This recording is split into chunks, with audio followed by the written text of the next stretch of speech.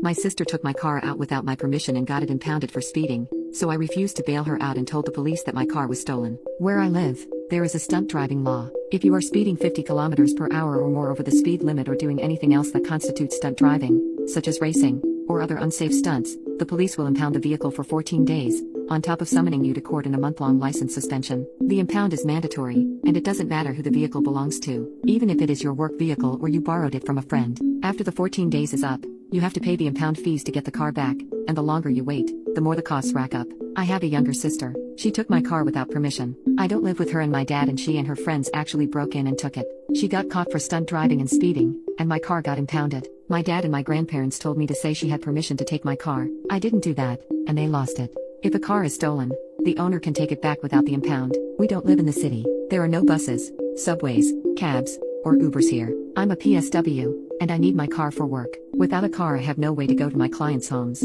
My dad said I could rent a car while my car was in the impound. I can't afford to rent a car or to pay the impound fees actually to get it out of the impound when the time comes. He didn't offer to pay for the rental and the impound fees or to lend me a vehicle, and neither did anyone else who was mad at me for telling the police the car was stolen. And they definitely wouldn't pay my bills if I got fired for not going to work. I don't know what people are expecting me to do here. I don't understand why my sister did it. I haven't talked to her because my dad says she is not talking to me because of what I did. If she had crashed my car or, worse, hurt someone else, I would have been held responsible as the car's owner. If she hadn't been stopped by the police and brought my car back whenever she and her friends were done, I obviously would not have reported the car stolen. I would have yelled at her and told her off but not gotten the police involved. But now I feel like I had no choice because if I said she had permission and my car was impounded, I would have gotten fired from my job and probably would have had to sign my car over to the impound lot because there is no way I could afford the impound fees. My insurance would not cover them since an illegal act impounded them. I checked. Was I on the wrong side because I told the police she and her friends broke in and didn't have permission? Now, on top of everything, she's been charged with it. I don't know what else I could have done, but I'm getting so much blowback from some people. Update.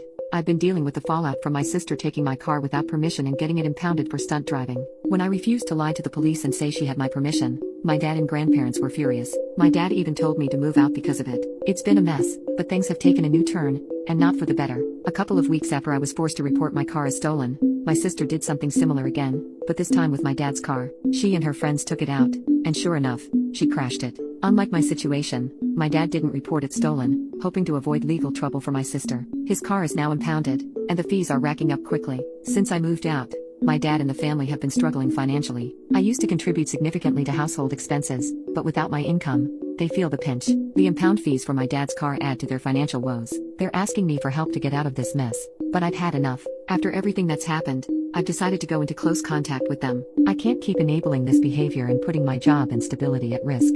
I feel for my dad and the rest of the family, but I must take care of myself, too. This situation has been so draining, and I just can't keep doing this.